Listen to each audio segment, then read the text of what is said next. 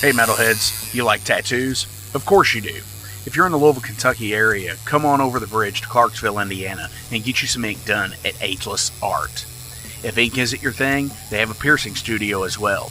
Visit agelessartclarksville.com to see some frequently asked questions, meet the staff. The shop is open Monday through Thursday, 12 to 8 p.m., Saturdays, 12 to 10 p.m., and Sundays, 12 to 6 p.m., all appointment-only spots. You can set up your appointments by phone at 812-283-1793 or email agelessarttattooandpiercing@gmail.com and someone will get you set up for your first or your next tattoo or piercing.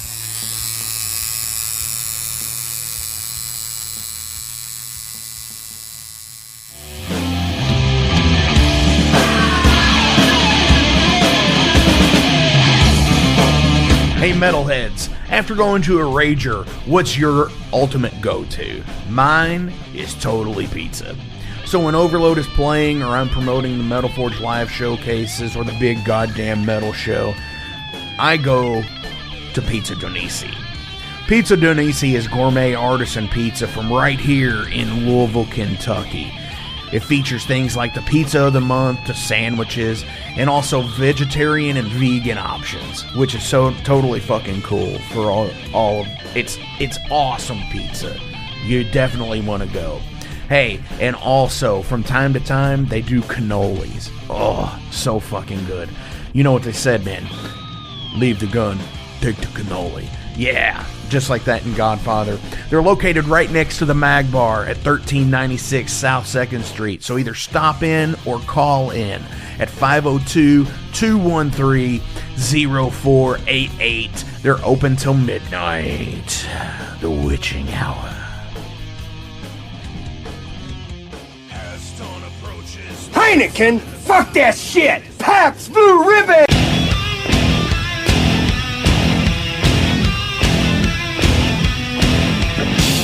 Hey metalheads, you all hear me talk about Mag Bar all the time. It is the home to the Metal Forge live showcases and is an integral stop in the Ultimate Underground Metal Tour schedule. They obviously feature live music, but the Mag Bar also has daily specials like Pint and Slice Night on Tuesdays with Pizza DoNisi. But they also do Bring Your Own Vinyl on Thursdays with DJ Kent Jackson, and Finer Things Sundays. Located right next to Pizza DoNisi at 1398 South 2nd Street, open 3 p.m. to 4 a.m. 7 days a week. Get your asses out to the Mag Bar. Rock out.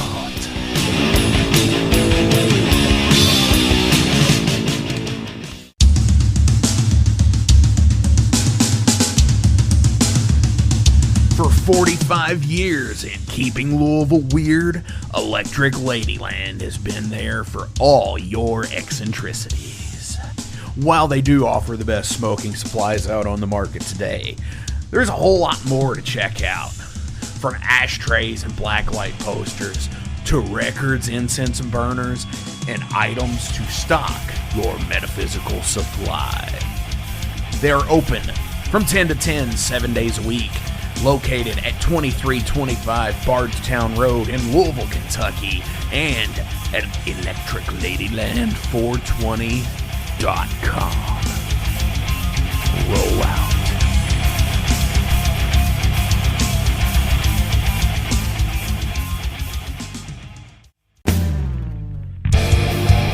The year was 1979, and all the world was caught up in disco and Star Wars. But in Louisville, something was happening. A young entrepreneur named Ben had a vision to be the best record store in all of the city. Fast forward to 2023, and Better Days Records is still going strong. Still, after all these years, owned by the same guy. We have had some trips and falls along the way, but so does life, and Better Days is here to stay. With two awesome locations at 921 Barrett Avenue and at 2600 West Broadway, better days are surely in your future.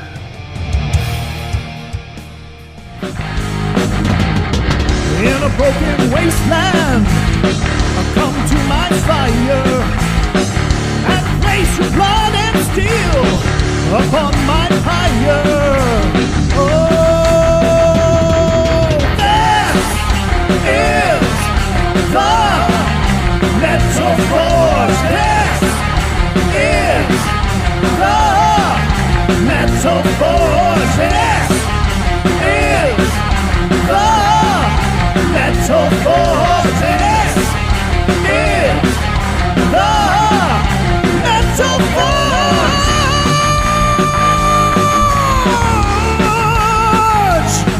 Metal Forge.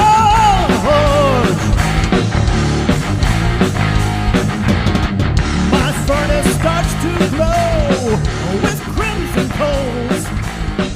My hammer beating out 1,000. What's going on, metalheads? Thank you all for tuning into this week's episode of The Metal Forge. My name is Mark Jackson, and I am your host. As always, we are kicking out the jams here in the fucking Metal Forge, whether it's speed, doom, thrash, hardcore, punk. It's all heavy culture based, and you know how that is. Hey, people like what they like. We can all like a lot of shit, so don't fucking be a dick to each other, right?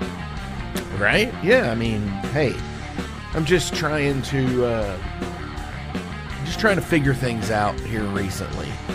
I feel like I'm going through a bit of a change in my life. And, you know, being from a musician and podcaster, yeah, I heard that myself, Jesus Christ. You know, just changing as a person and shit, you know, going through life and changing. I feel like that change is coming. So I'm out here fucking just trying to promote cool ass fucking kick ass shows, fucking promote fucking kick ass bands. And yeah, man, like, I love you all for it. You know, so keep fucking sending me bands, you know. I want to have as many people on as we can keep going, you know. We're already over 230 episodes, and I want to do this for as long as I can. As long as people will listen, whether there's fucking 5,000 people listening, which is great, you know, that's a fucking awesome fucking thing going, you know. And fucking like, or fucking, if it ever dropped to like 500 or something, you know, I'm cool, man. It's like somebody's getting something out of it somewhere. And that's what fucking metal is all about. Getting something out of it fucking somewhere and kicking ass and, you know, leaving shit better than the way you fucking got it.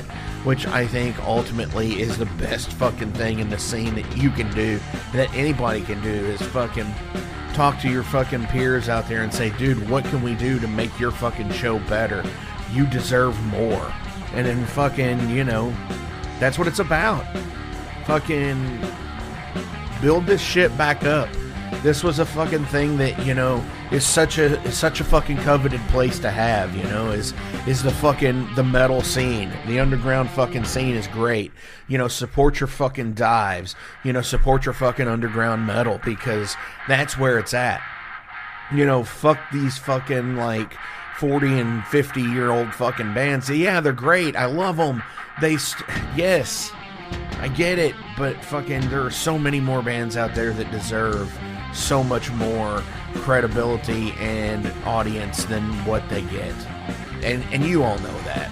You all know that. So anyways, my guest today, I've really gone off on a fucking tangent really fast, is Sean from the band Differences. And my friend Kristen referred me to this band, and I listened to a few tracks that she had sent and watched a video, and I was like, wow, man, this is like really cool. I'm digging this. So I figured you guys would too, that you awesome fuckers out there would completely fucking be like, wow, you know, this is really fucking cool. And, you know, and I appreciate you all for that.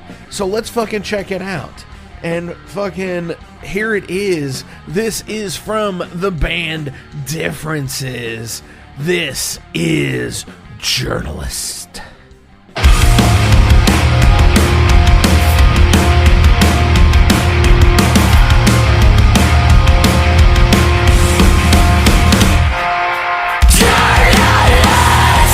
You try to explain all these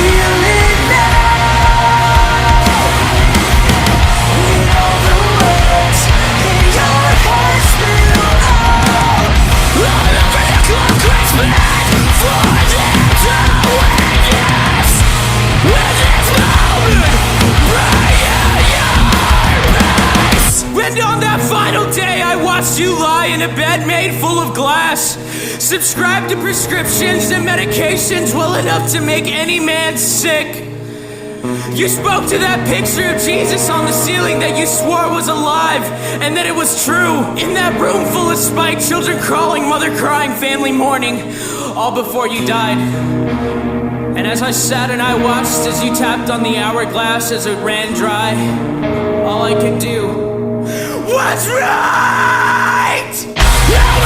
As you slept, the dreams of never waking, your words cycling as they dance around. When you pull the trigger, your last words were the only ones found.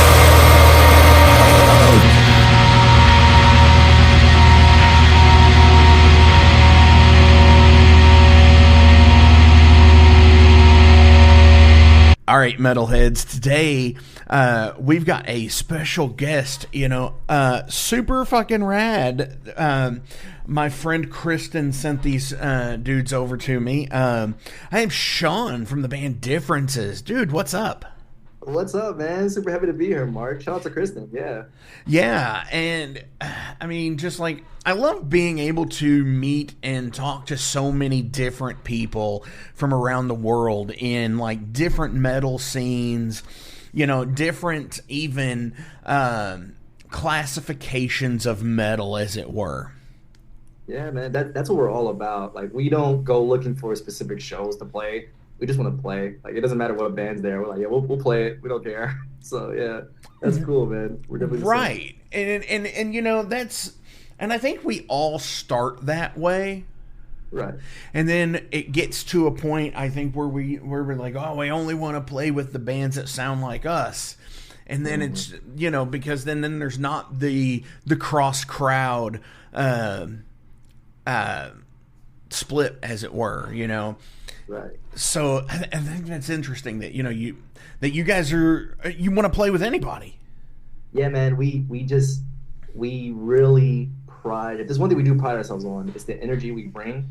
Because we'll play a pop punk show and we'll come in screaming, and they're like, I didn't sign up for this, but the energy we bring, people are like, no, but it was cool though. So that's always fun and nice, and it's important. It's cool that if you have your one genre you really like to listen to, nothing wrong with that.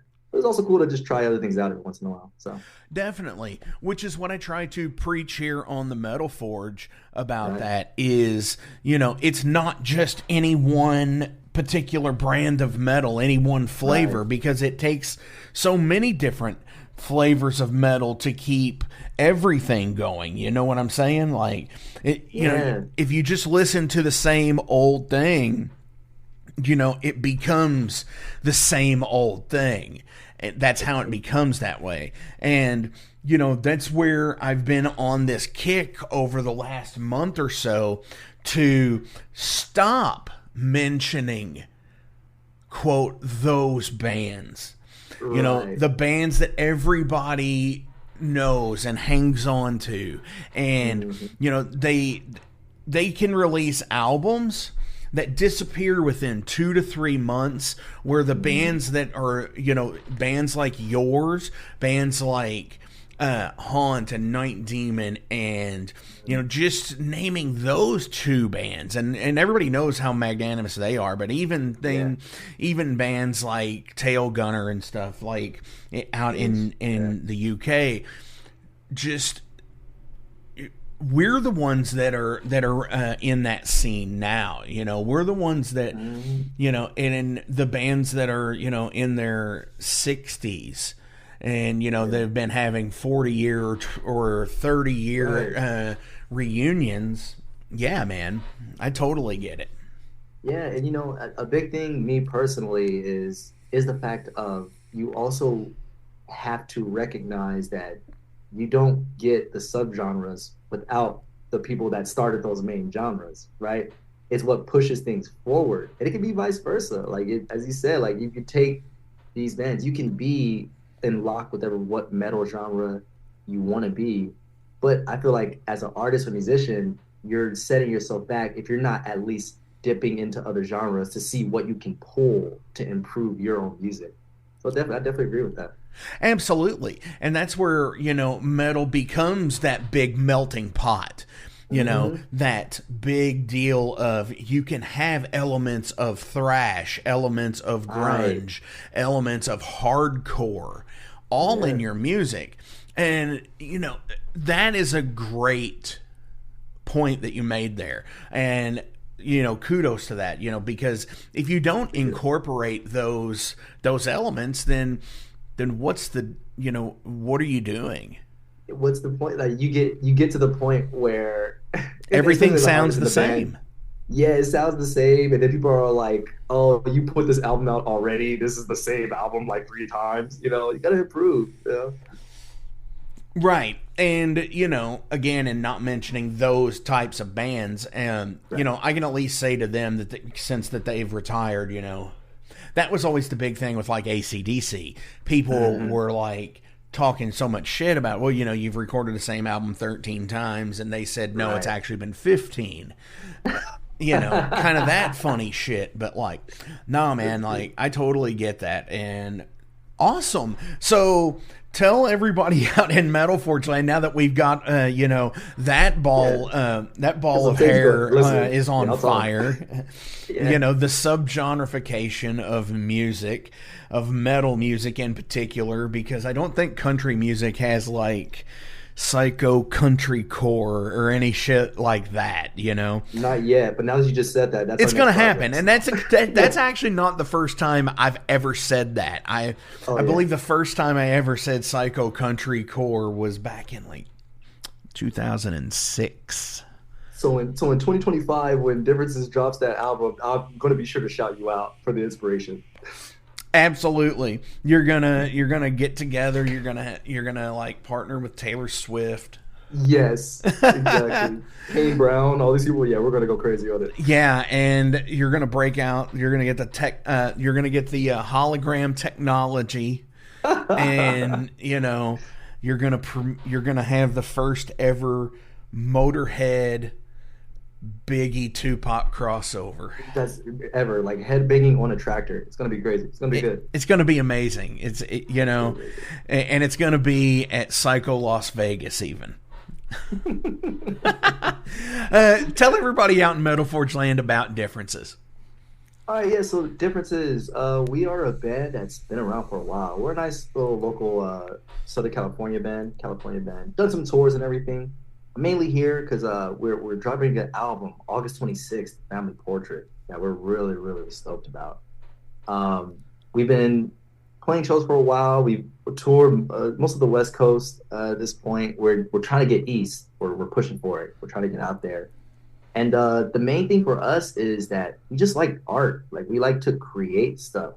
We're not really looking to, it comes with the sound, right? Like, we're not a band that's like, we don't want to fit in a box. It's something like that. It's just, we understand, some records sell when you make it sound this way, and you want to listen to this, and that's fine. But at the end of the day, as a group of friends that we are, me, myself, Gene, Nick, and BJ, we just want to write stuff that, we like. And we're just happy that along the way, people happen to like it with us. Like, we're glad for that. But at the end of the day, we just want to create something that we're proud of making. Definitely. And that's what I was going to, a couple of different things, points I want to make off of this. First, as you sit there and said, yeah, if it's written a certain way, it sells and stuff like that. But at the end of the day, if it satisfies your artistic ability and you are satisfied as an artist, what difference does it make? Right. I mean, I guess that's my aspect of it because, I'm the total, weekend warrior hero musician at this point that spent that the meme is about spending $10,000 to make $50 at a show or $20 at a that's totally me. I've totally, and we've all taken that bath. We've all taken that bath, and at the end of the day, if you are satisfied, it shouldn't fucking matter if if you're writing music that sells or doesn't sell, I mean, it's personal gratification, I think. Definitely. Cause there's, go ahead. No, what's that? I was going to say definitely. Cause who we are, we played shows where we weren't at our best. And we can we feel it. I personally, I'm pissed. I'm I didn't feel that one. I didn't like it. So it's important that we play music that we actually enjoy. We don't. This album itself, The Family Portrait, we've written about 3 or 4 times because the stuff was good, but we were it's not hitting it, and we went back to the drawing board and wrote some new songs for it and tried to get things going. Because we want to be proud of what we put out, that's it. And we want to be proud of it, and we want our fans to also, feel like it's us. We feel like it'd be a disservice to write something that's clearly bait for labels to look at us like that. That's not why we're here.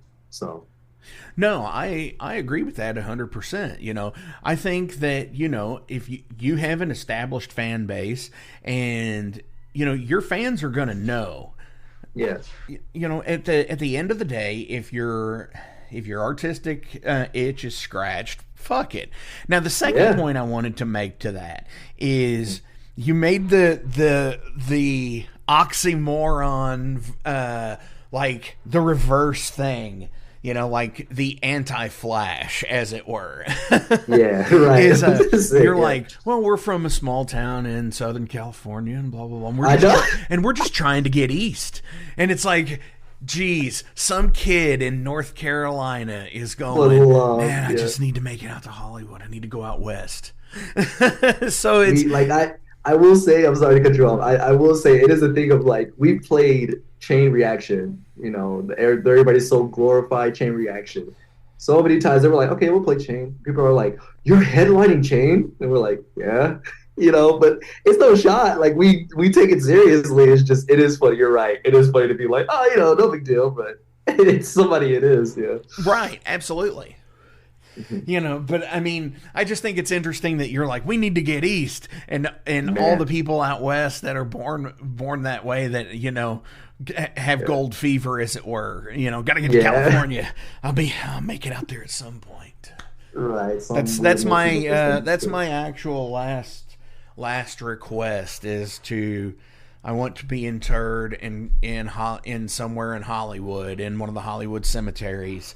So I can have my memorial plaque or whatever say finally made it. That is so hard. That is sick, dude. Because if I don't make it out there, I'm going to eventually. Yeah, so fucking gotta be hardcore.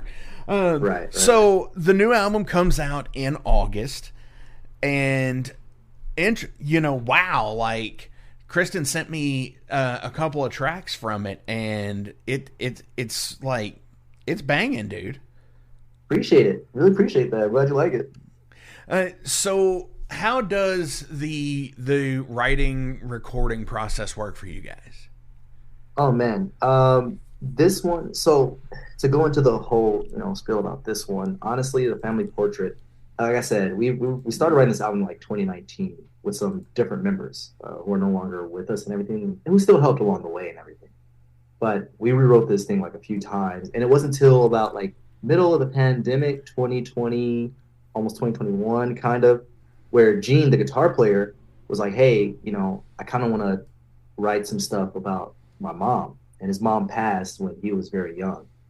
And we were like, yeah, let's go for it. This band, who we are, we don't shy away from harsh topics to talk about, because you have to face it. Some things you just have to face. We're not scared of going too deep. We're not trying to sound like oh, we're so edgy. We're not like that either. You have to be real about things. In this human life, you have to be real about things and how we face it. So the writing process really was, for these lyrics, is a lot of Gene. Gene has this very raw form of going, and then he'll bring to me like, okay, how can we kind of pretty it up a little bit, or pull it up, and I'm like, yeah, let's add some stuff here, but for the most part, yeah, it's us. We really sit down, we really get to the reality of what we like, and then we track it ourselves. Shout out to Chuck Bennett, who helped do drum tracking for Nick, our drummer, Nicholas Miller. Then me and Gene just got in there, started recording vocals at a random studio, just us, rented out a room and just recorded vocals. And then we sent everything to Austin Coop from the band Prison, who mixed and mastered and did a phenomenal job. We really love everything he did with it. We gave him our reference. There's a band me and Gene are very obsessed with, Oceana. Right. Yeah, we were like, hey, he's like, what do you want to sound like? We're like, Oceana, Birth Ear Out. He was like, I know exactly what it is. And we were stoked because not many people remember. That's one of those, kind of obscene, not obscene, lower tier, not really well known, but man, they went hard. Right. Went so I think hard. they had their pockets of where they were, where they really did well. Exactly. So, and for some reason, I do remember them hitting hard around Louisville, which is where I'm from. They did have a pretty hard hit in the Midwest, I think. Oh yeah, they were huge. I don't mean to downplay them. They were huge, but nowadays when I say Oceana, people are like, what? So for this album, when this album comes out, and if someone hears this and they go, oh, I see it, I'm gonna be like, oh, okay, yeah, good, I'm happy. Someone knows Oceana, that's great. But the process is really just us sitting down in a room. We're not trying to be like musical geniuses, we go here. It is a lot of hey, I wrote this, what do you think? And then we're just like, oh yeah, that's cool, let's try this. Let me do this instead. We jam it out, and we just for the love of it.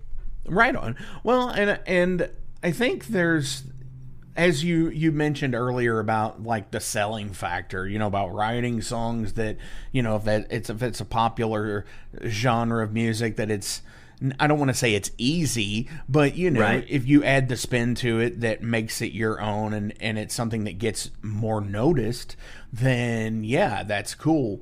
And I think that there is some formulaic writing in that deal, mm-hmm. But being the band, I believe, is the more rewarding, I guess, as it is. Like what you were just saying, we all just get together and just jam it out. Well, somebody writes something, records it on their Focusrite or on their phone, and sends it to everybody else and says, hey, I wrote this, what do y'all think? And then the next person does it.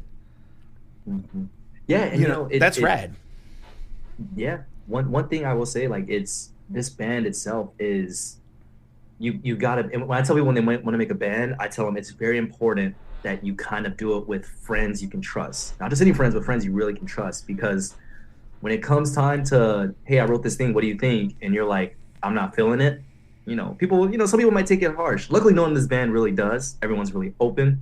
But it is the case of, in this writing process for this album, as you said, some of this genre, it can be easy. No shade to other people like that, but it's easy to fall into the traps of well, a hit song would sound like this, so we have to write it like this. So for us, I would even say this, for me personally, this was the most I had to get uncomfortable writing for an album. There was a lot of songs here where there were songs even going into the recording booth where I was letting Gene know, I just don't like this song, man. I don't like it.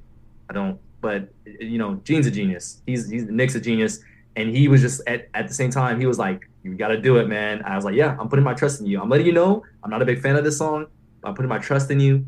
And I would literally, at the end of this album, once we got like some of the stuff back and I heard the vocals and how the vocal rhythms that I chose to go with it, some of the songs I didn't like are my favorite on this album. And I'm like, yeah, you just gotta trust it. So I would even say for that writing process for other bands too, like it's okay. You gotta get uncomfortable.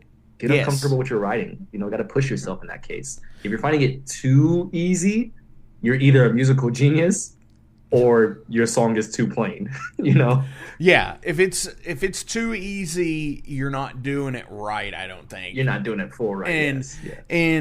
And that's because everything is a labor of love, no matter what it is. Anything worth doing is a labor of love, I think.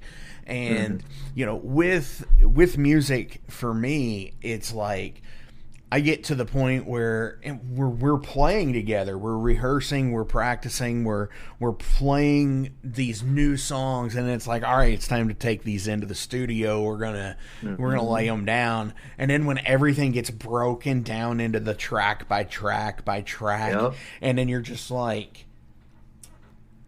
what are you playing there? What do we write? What do we write here? Yeah, no, it's like, well, what are you playing there? Well, I'm playing this, and it's like, no, man, it's like this, and it's like, man. Like in a rhythm track, when you're discussing like two rhythm guitars, and like one person is just slightly off, and it's just like, oh, well, I've been playing this whole fucking time. What? Yeah, man, you got to be open to that, and it's it's the same thing. Like, and I was saying, because it's one thing that as musician, we can talk about these things. Some people that aren't musicians or are just starting, they always ask for like tips on like, when you're first recording, stuff like this. So I want to clarify, when I say if it's easy, you gotta do it right. But the trick is the balance. See, for us, it's not supposed to be easy. It's supposed to be simple. Yes. Keep it simple. Yes. But if it is easy, then yeah, all right. There's a difference. That's what up-and-coming musicians and us as a band that we discovered a while ago, the difference between something being an easy song we wrote or something being simple enough. Exactly. And as I have watched oodles upon oodles upon oodles of studio performance videos from various bands all over genres of music, whether it be country music, metal, rock, rap, whatever. The amount of studio material I have watched, it really only comes down to one thing to me, and it's not perfection, honestly, because most people think that it is. I have to nail this. I have to make this perfect. This is supposed to be a crystal clear, perfect representation of what we do. And and to me, that's not it at all. To me, what it is like everybody works in their own way. What is good for, X metal band is not necessarily good for you. Or good for another counterpart, It's whatever, it's like when you're sitting at the console and you're plugged in and you're putting your bass on or you're playing your guitar, you've got your vocal performance ready to go. When you're at the console, it's really where you want to be. Yeah. And that's one of the most liberating things I think I've ever felt as a musician. Mm-hmm. And that, that's true, because it's the same thing of like where you want to be. The biggest thing is everyone has their inspirations, and that's totally fine. Like it's totally fine, but very few people in musicianship, artistry, very few people get famous because they're just like somebody they looked up to. Yes. Like what's the point? We already have that person. What separates you? So it's okay to it's okay to emulate some things and learn things from that person, but full on like, well, this is how they sound, and I would like you said, for us, it would be a huge disservice for us as a band if we tried to go super polished. Like, that's not who we are. We're nitty and gritty and energetic and have this punk feel to our music. So what sense does it make trying to get super radio play? Like that wouldn't really work out for us. We would not sound like ourselves, and we wouldn't enjoy that. So yeah, you're right. Yeah, absolutely. And that's really awesome that, you could relate to that as well. Being, I don't know, like 2,200 miles apart, having that thing where we both feel the same way. That's totally rad to me. That I appreciate that. Yeah, metal. Cool, man. Yeah, we're not alone. We're not alone. Yeah, man. That's what it's about. That's what the spirit of metal is about. The spirit of metal was never supposed to be about. Yeah, it looked good, but it's not supposed to be about perfect presentation. No, it's about feeling it, man. That's what it is. Yeah, and I think that's where I, as a musician, have changed over the last few years as well, where it's just like, take for example, I wanted to write a song that sounded like X band, right? And instead of writing a song that sounds like X band, why don't you write a song that jams like X band? Because there you go. That's the difference. If it jams like a song that people know, and it's completely an original idea, but it has that same feel, there you go. Yeah, exactly. That's the difference. Jam like, not actually like them. Yeah, man. Exactly.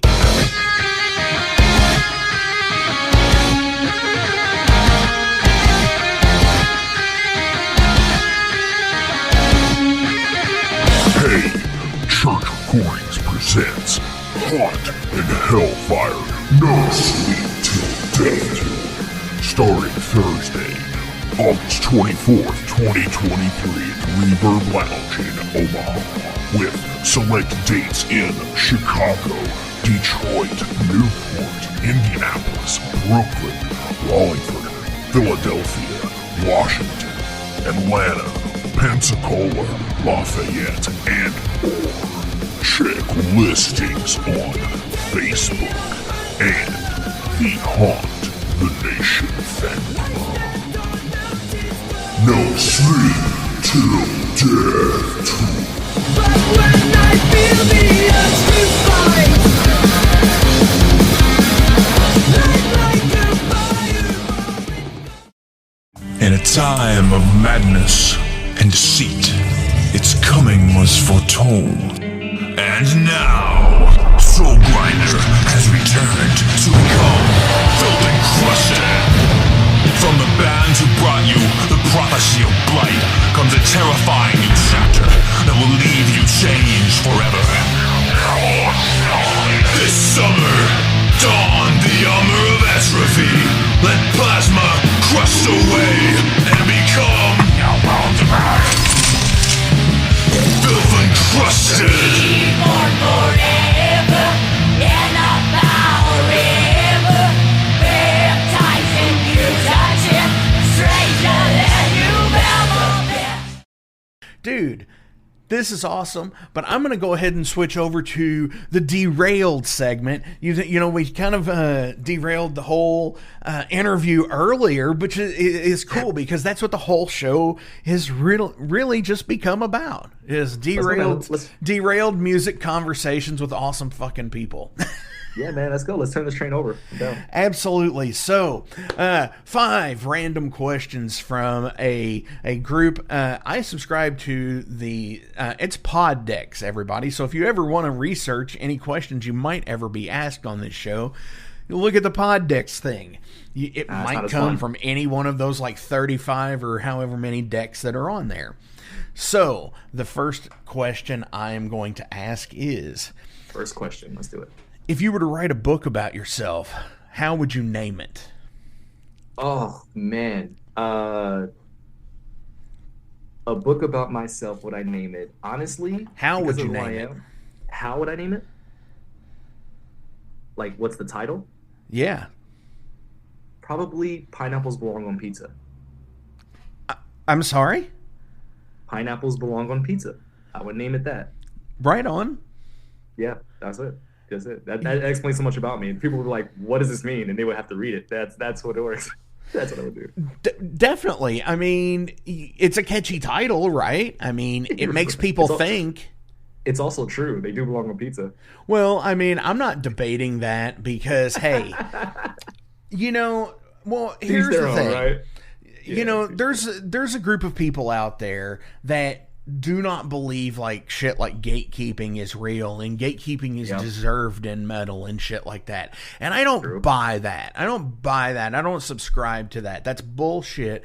People are allowed to like what they fucking like, no matter what the concept is, whether it's fucking movies, metal, pizza, fucking just leave people alone. Exactly. Exactly. There you go. Am I derailing the train yet? I'm derailing. We're good. I think we're awesome. We got it. You got it. Question 2. And this is the hard-hitting shit, just so you know. Let's do it. That's what I'm here. What is the least favorite thing about your best friend? What is the least favorite thing about my best friend? How much she smacks when she eats food. That's the least favorite thing about my best friend. Like lip smacking, like chewing with her mouth open? Oh, like it is. I wish I had the experience she was having when she eats, because she's like she's going to heaven. She's just like it's bad. I'm not going to do it for people with headphones. I won't do it. But dude, that could be an ASMR segment. Honestly, if people are into that, she would make millions. I'm pretty sure people are, because think of like there's a condition. It starts with a T. My old guitar player used to have it, where the muscles in your jaw get so like inflamed, it could cause you to have like lockjaw, so you have to chew with your mouth open. I know what you're talking about. I forgot. I saw that word like 3 weeks ago. Yeah. I just put a word to it. Yeah, it's like try something. Something. And he always used to eat. There's this brand of pretzel chunks. They're called Snyder's, and they're so good. But they're like as crunchy as you could be. It's like eating concrete.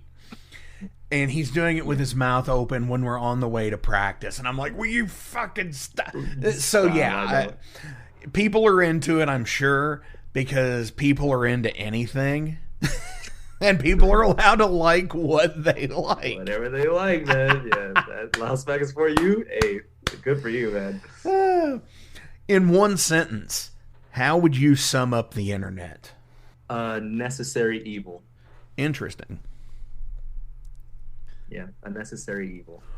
I agree, but I want to see if it's for the same reasons.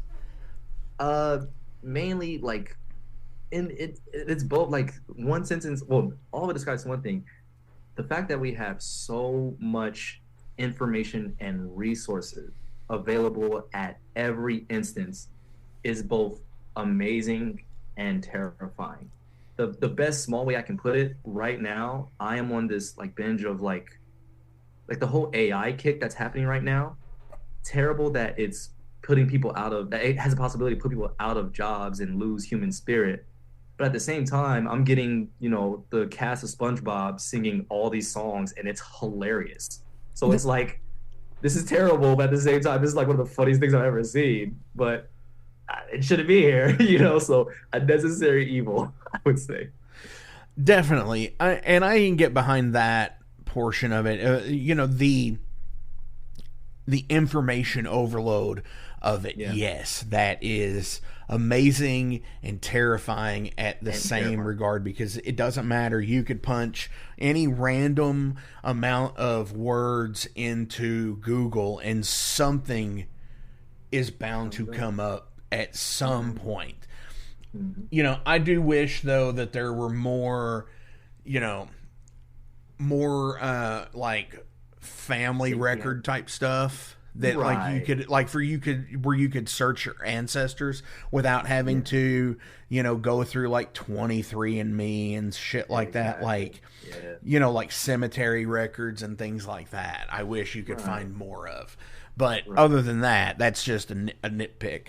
But also in the music front, I think it has taken, I remember when getting a 4-track recorder was something awesome. And, getting like a little $150 Tascam 4-track recorder to a direct cassette tape. And and then that being so awesome, and then somebody getting a computer that was able to burn CDs Mm-hmm. And then how just everything changed.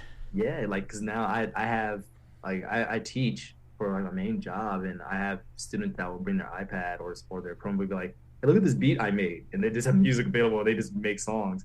Most times it's not good, but at the same time, it's like available to everyone isn't the best because it gets oversaturated, but at least you have the opportunity to learn. That just opens up for just way more people that are going to create the next best thing and music like that. So yeah, it's scary that it's available to everyone, because some things should be gatekept, I'm not gonna lie. So because some music is kind of, not done for the right reasons, but at the same time, at least the people that it should be for have the access to it. Agreed. Yeah, I totally get that. Did you ever have a light bulb moment when you first heard about a certain theory? And if so, what was it? Ooh. That whole eureka, like, holy shit. I feel like I have. Oh man, I feel like I have one a while ago, but I don't. I on the spot I can't think of it. But I love conspiracy theories. So, but on the spot, no, I can't think of one.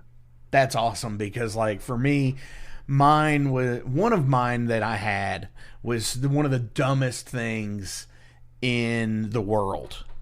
Mm-hmm. And it was so take the Hollywood 1930s to 1970s, right. It was very much oversaturated Western films. Yeah. Between Westerns and war films and, gangster films, that's pretty much, or biblical things. That was pretty much it, in terms of everything until Star Wars really came. Yeah, right. And the interesting thing I think I had found out, and I was like, wow, the movie The Sons of Katie Elder with John Wayne, right? And right. Mm-hmm. Katie Elder is Big Nose Kate, who was married to Doc Holliday. So it's like, cool. It's like, whoa, holy shit. Okay. It's like, that's a thing. And it was supposedly based on, like, The Sons of Katie Elder was supposedly based on a true story. So, that's cool. Okay, I like that one. So what is that? Is that 4? That's 4. Yeah, oh my gosh.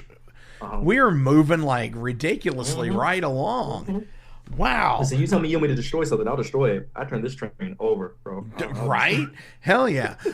So as always, links are listed below, so please give a like, a share, and a follow. Go find on Amazon, Bandcamp, their official website, anywhere where you can download music. I'm sure they're going to have a link to it on the website, because I'm looking at it right now. I see Apple and Spotify and all of that also. Yeah. Dude, Sean, do you have any shout-outs you want to give today? Yeah, along with that, if you check out our Instagram, you see our links. You can go to our merch store where you can pre-order merch and the album coming up. So we have that. Big shout-outs to Kristen for helping us with the interview. Shout-out to all the fans that have been with us so far and everything, and all the new fans we're going to make along the way. We do this stuff for you guys, and, we're really excited to keep going. Dude, hell yes. That's exactly what it's about, and that's a perfect shout-out, is doing it for the fans, doing it for what you love to do, and that they love too. That's fucking rad. Right. Hell yeah, man. Right. So, final question of the day. And since you like conspiracy theories, we're going to ask it, is, do you think backmasking can subliminally influence people? Do I think what? Do you think backmasking can subliminally influence people? Backmasking? What's that? Yeah, what is that? That is amazing. So, you're not familiar with backmasking? No. Because you're not familiar with tape. Oh, like recording wise? Yes. Backmasking is when they would take a piece of tape and play it backwards through the head so it would all be jumbled up. Oh, okay. Now, I'm a 90s baby, so I know VCR, but like recording on tape, I never did. Okay, so we can ask another question. Yeah, let's go for another one. Okay, so here we go. Final question of the day, take 3. Let's do it. Do you think that, quote, the truth is out there? Absolutely. Like, on so many levels. Like, if we want to just talk about aliens, there's no way. We're the only life out here. Now, granted, I don't think we get visited often because I think the Earth is ghetto. I think aliens lock their doors when they drive by here. I think some have accidentally crashed here and be like, "Oh no, please tell me we didn't crash on Earth. Like, we're not stuck here." And their AAA won't. Yeah, their AAA is like, "That neighborhood's too dangerous. We're not going there." We're the fucking Gary, Indiana of the universe. Basically, bro. Like, there's no shot, but there's no way that it's just us out there. There's no way. So the truth is out there, and aliens and other types of things, like to the point of I'm a big comic book fan, and I'm an all-around nerd. So I just watched when it first came out, Invincible, the show Invincible, that cartoon show Invincible. Right. And there's a point where they walk into the main character and this government guy walk into this blank white room and they're talking. The main character's like, "Wait, why is it just all white in here?" And the guy's like, "Oh, sorry, lights." And then he realized they're in a giant laboratory. And he's like, "What?" He's like, "Oh yeah, we in the tap water in America, we put some like microcosms in the tap water that prohibits you from seeing certain frequencies of light, and everything in this room is in that frequency of light, just so people don't wander across stuff." I don't know if we have something that crazy, but I'm pretty sure something like that exists. Wow. It has to. Something like that has to exist. And like maybe that's like the whole reason behind the Flint water thing. Yeah, like they don't want to fix it. First of all, there's terrible people for not fixing it. Like, give people water. It's messed up. Right. It's terrible. And then it's like, I don't know, man. Like all the Area 51, if it's not a big deal, why cover it up? It's like, why cover it up? No, you're absolutely right. I agree. I saw an interesting one the other day where it was a meme where somebody asked if they thought that aliens were just billionaires from other planets, like on vacation or just doing space tourism. Yeah, like they got bored. They came here. They didn't make it there, so they came here and gave us their tech, which we thought was like so far ahead, but it was actually like really bogus. They just got rich over here. Yeah, that would make sense. Man, it's gonna be fucked up. I hope to see it in my lifetime, but I don't know. Yeah, I don't know. I mean, there's like we can fully derail. Did you see that? It was that whole thing where I think it was Arizona, where a police car was sitting there and they caught on their body cam, like at their car, the patrol car cam, caught like a green meteor falling to a neighborhood, and then another cop doing a routine stop caught it on his body cam as well. And then that house called, was like, "Hey, something crashed in our backyard." We looked out our window and like a 10-foot figure stepped out and was looking at us, and they just took off. And then they went, and the cops were like, took photos over there, like, "Yeah, no, this looks weird," but they're blocking the footage. So I'm like, all right, see, it made it to the news. So I'm like, all right, see, we got him. It was too fast. They didn't get a chance to shut it down. We got him. Damn. No, I didn't hear about that. I'm gonna have to go look that up because it's interesting. Because I'm not surprised you didn't hear about it. It's a conspiracy. You see what I mean, guys? Exactly. See? Oh man. See, I think I'm going to ask more conspiracy ending questions because Jason, who does the Heavy Metal Wasteland segments on the show, he loves it when I break into my Jesse Ventura question mode when I ask questions about conspiracies. Oh yeah, it's like, all of it, man. Do you think that the truth is out there? Like that. And mermaids are real. I'll end on that. And what's that? I'll also end on mermaids are real. Too much of the ocean for them not to be real. Yes, absolutely. Dude, Sean, thank you so much for coming onto the Metal Forge this week. This has been awesome. I've had really such a blast, dude. On the way out, what do you want to play from the new album? Like now? Yeah. Oof. Oh, man. I'm the right person to ask because I'll leak everything. I will play just because it's coming out soon. I'm gonna play anime. Let's do anime.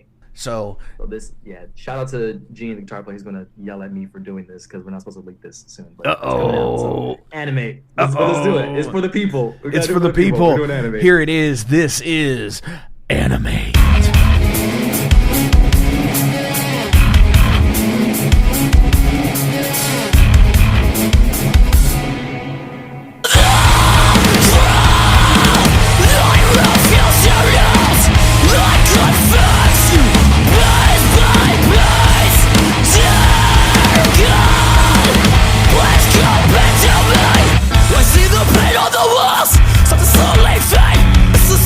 Of you leaving me, can you really be mad at me for reaching out when all I want is you here with me now?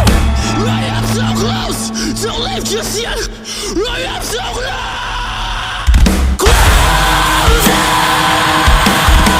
Let's say I lost your life, but why must I be the one to burn? But why must I be the one to die? Is it here on my own? Is this my curse to live? Let's open it up. I can feel the floor start to slowly sink from the weight of carrying your body. Would it really be bad if I simply quit here and just let it take me? Like to wander this earth all on my own, to struggle and find my own way. Is it really a curse or is it a blessing to die alone? There's no such thing as a painless lesson. They just don't exist. Sacrifices are necessary. You can't gain anything without losing something first. I'll take on the role of God and put you back myself. Pull the strings of affliction to feel the road you left. I refuse to trust.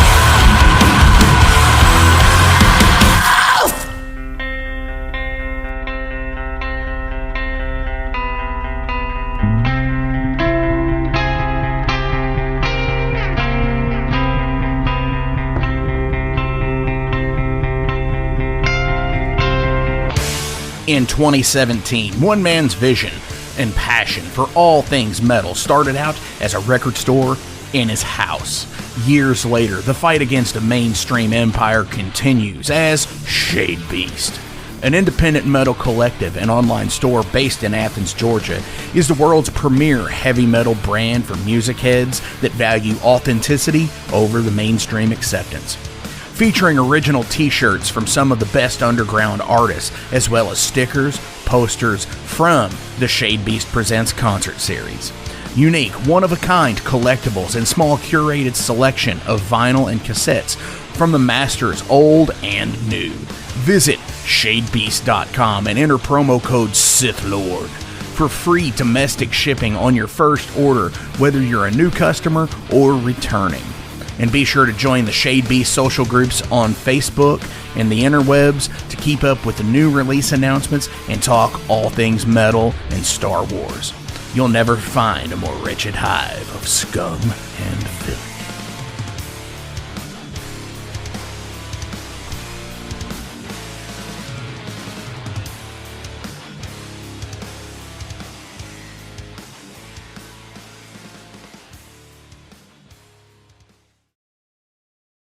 Welcome to the night.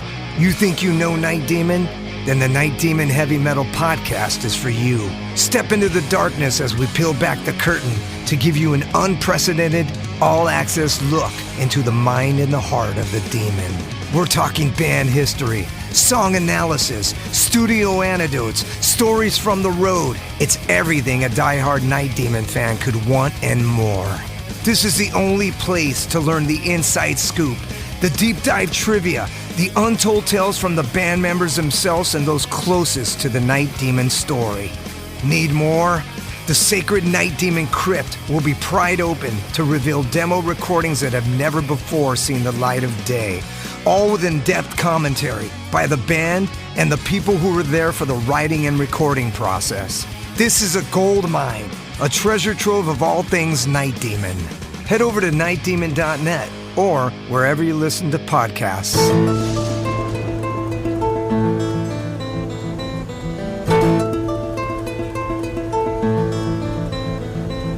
Since 2013, there has been a calling from the underground, from the graves of all those unholy, and they decided to make a zine to talk about all of this.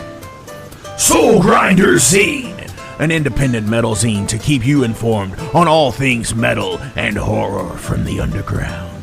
Available in both print and digital formats, they're bringing you the best interviews and reviews out there today.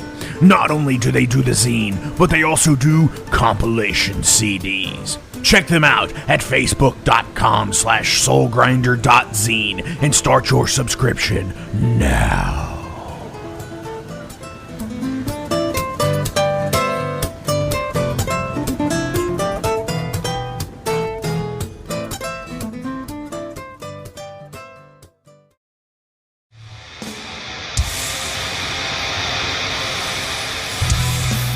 Hey everybody, let me tell you about the new sponsor to the Metal Forge, Unchained Tapes.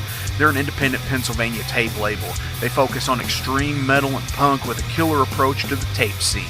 Visit their web store at unchainedtapes.bigcartel.com now to get your fill of tapes. And for being a Metal Forge listener, enter the code METALFORGE10 at checkout to get a 10% discount on your total purchase. That's unchainedtapes.bigcartel.com.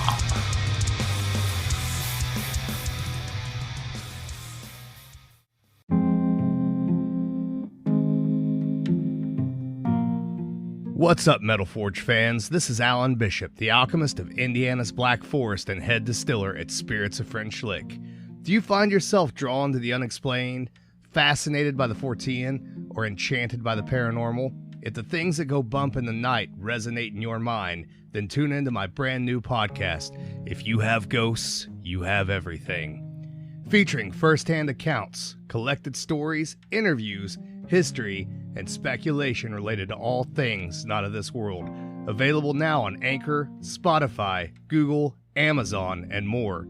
Set back, relax, and remember, if you have ghosts, you have everything.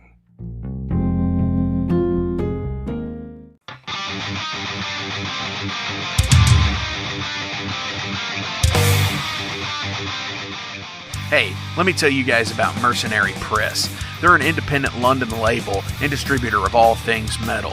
Mercenary Press delivers the goods from their own independent zine. Trust me, you're going to want to get in on that.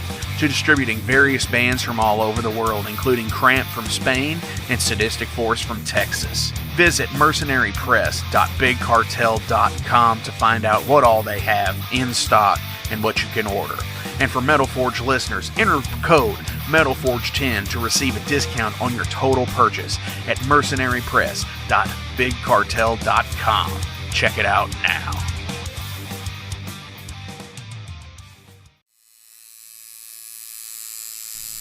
Hey Metalheads, it's with great pleasure I get to tell you guys about a new sponsor to the Metal Forge, Ageless Art, New Albany.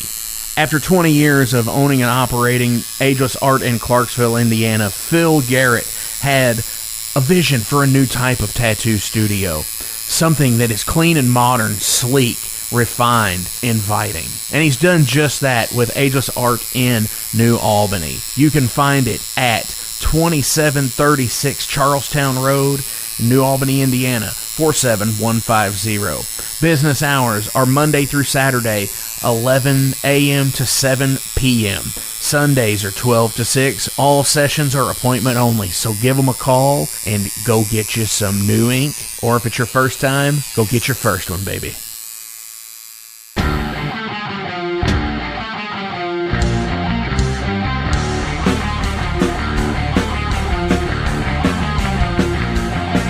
Maxwell's House of Music in Jeffersonville, Indiana, is the premier 12,500 square foot music superstore that has served both southern Indiana and Louisville, Kentucky metro area for over 4 decades. Originally founded by Marvin and Beverly Maxwell in the 70s, this gym remains a Maxwell family-owned business. Mark Maxwell, along with his business partner Whitney McNichol, continued the reputation as being the national resource for all things music.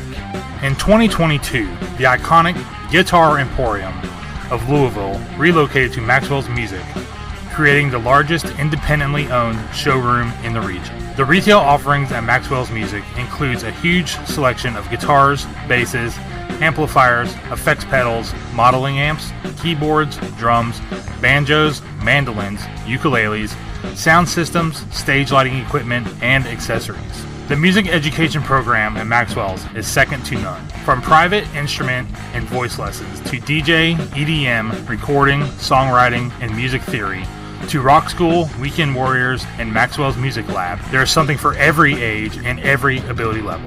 Down in Repairland, guitar and instrument repairs and refurbishment are taken care of by the Maxwell's team of expert guitar technicians and luthiers. They also do appraisals of instruments as well. Maxwell's offers installations for professional audio, visual, and lighting systems for schools, churches, clubs, VFWs, funeral homes, sports fields, and so much more.